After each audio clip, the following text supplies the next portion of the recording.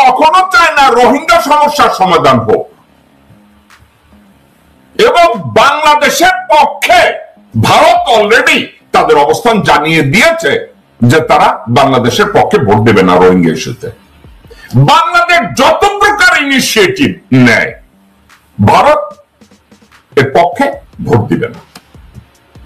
এখন কথা হচ্ছে ডক্টর মোহাম্মদ ইউনূস অলরেডি জেনে গেছে যে রোহিঙ্গা ইস্যুতে ভারত বাংলাদেশের পক্ষে ভোট দেবে না।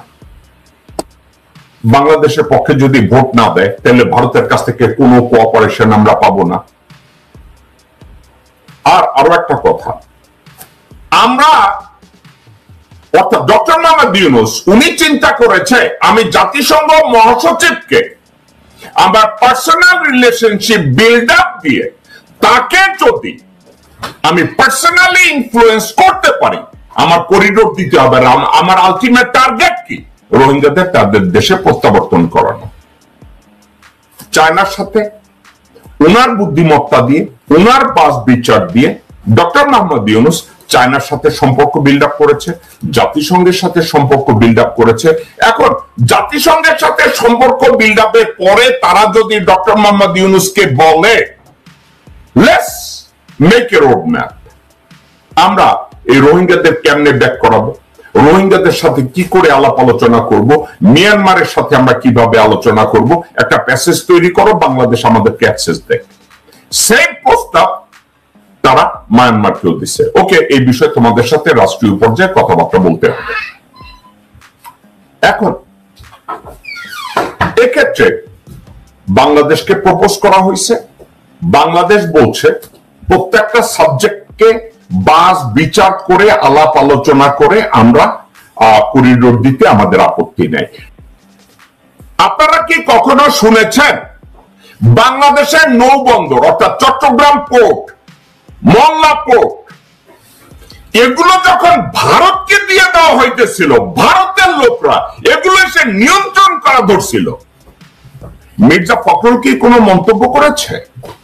মির্জা ফখরুল কি তার কোনো প্রতিবাদ করেছে? আমার জানা মতে তা তো করে না। আমি তো দেখি না, আমি তো শুনি নাই। তারেক রহমান লন্ডনে বসে একবার কি বলেছে যে Bangladesh can not afford to have Indians running Chittagong port and Mongla port. অর্থাৎ তারেক রহমান কি একটা বারের জন্য গালে চিমটি দিয়ে একটা বারের জন্য বলেছে যে আমরা মংলা পোর্ট এবং চট্টগ্রাম পোর্ট যেভাবে দিয়ে দেওয়া হচ্ছে, আদানির কাছ থেকে যেভাবে ডাবল ট্রিপল খরচে বাংলাদেশে ইলেকট্রিসিটি আনা হচ্ছে, বাংলাদেশের অভ্যন্তর দিয়ে ভারতীয় সেনাবাহিনীর সশস্ত্র গাড়ি যাওয়া আসা করছে, আমরা এর বিরোধিতা করি। এটা আমরা হতে দেব না। তারা কি বলেছে একবারও? একবারও বলে না। তাইলে সেটা যদি তারা না বলে, তারেক রহমান এখন আজকের এই কথাটা বলছে। দেশের স্বাধীনতা সার্বভৌমত্বের সঙ্গে জড়িত বিষয়ে সিদ্ধান্ত নিতে জনগণকে জানানো হয়নি, রাজনৈতিক দলগুলোর সঙ্গেও আলোচনা করা হয়নি। এমন সিদ্ধান্ত নেওয়া উচিত কিনা সেই বিতর্ক তুলতে চাই না, তবে করিডোর দেওয়ার সিদ্ধান্ত জনগণ ও নির্বাচিত সরকারের কাছ থেকে আসতে হবে। তারেক রহমান, আমি আগেই বলেছি, হয় উনি অটিস্টিক, নতুবা his mind is not working, or he is not an effective leader who can legislate or think properly or write something properly. এই কথাটা আমি কেন বললাম?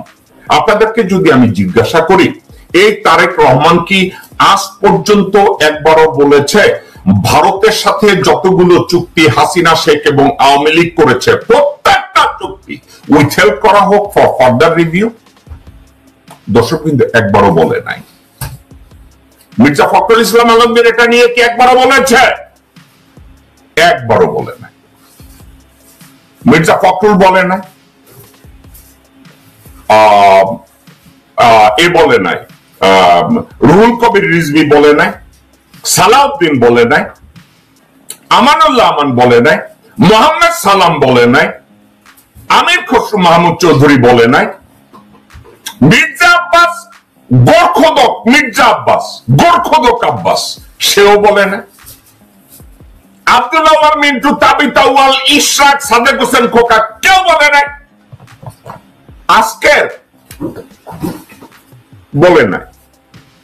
আজকের যখন ডক্টর মোহাম্মদ ইউনূস রোহিঙ্গা ইস্যুতে সঠিকভাবে সমাধান করার লক্ষ্যে একটা জায়গা খুঁজে বের করলেন, আলাপ আলোচনার রাস্তা খুঁজে বের করলেন, তখন তারা হঠাৎ করে বলল নির্বাচিত সরকার দরকার, আলাপ আলোচনা দরকার।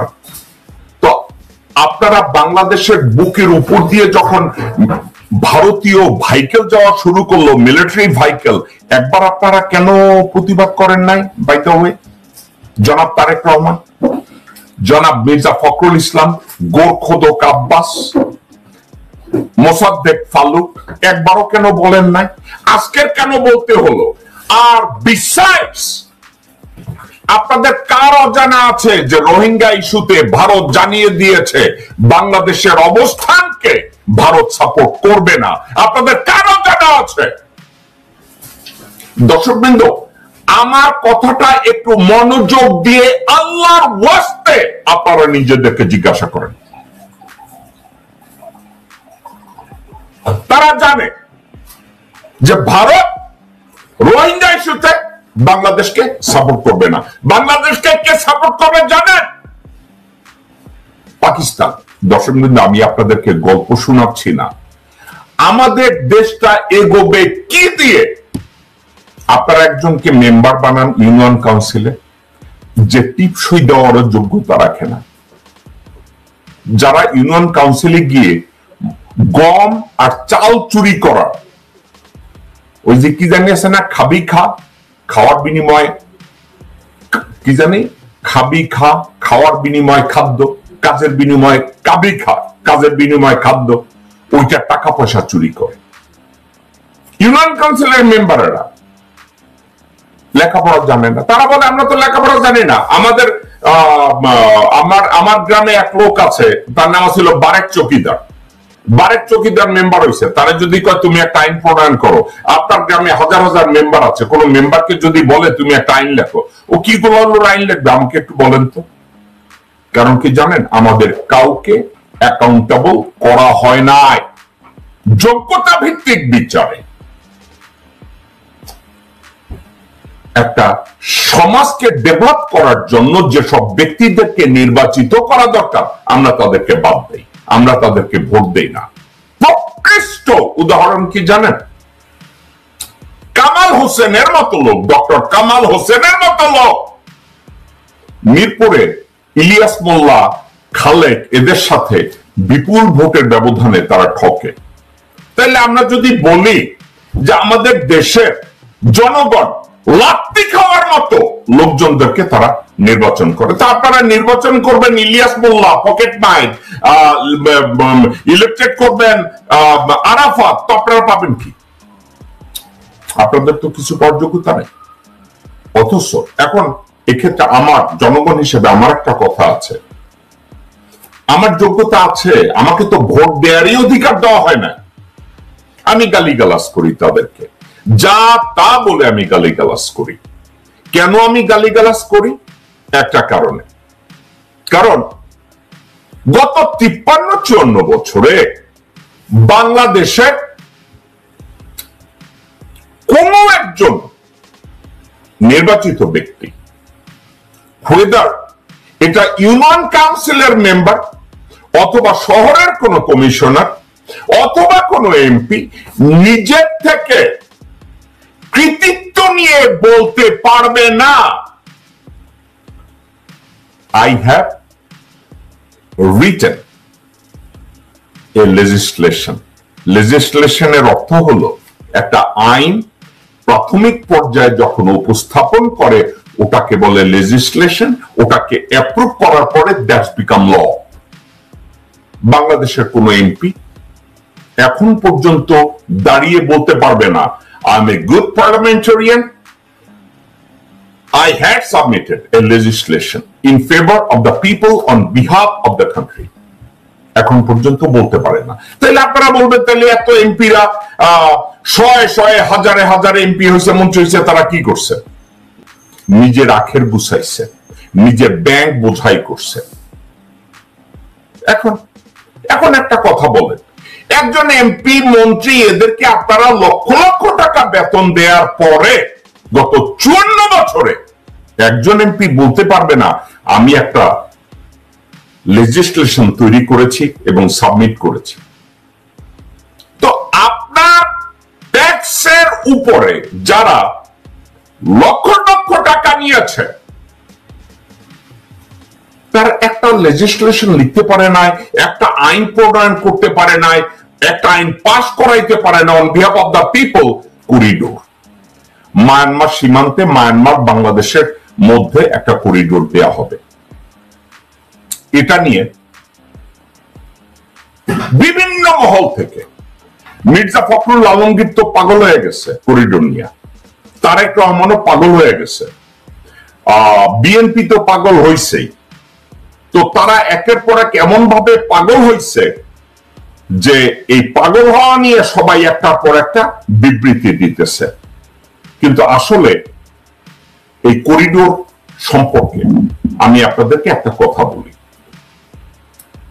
করিডোরটা আসলে কি কি চাইছে? জাতিসংঘ পৃথিবীর যে কোনো জায়গায় যদি কোনো গন্ডগোল হয়, জাতিসংঘ যদি ওখানে যায় সাহায্য করার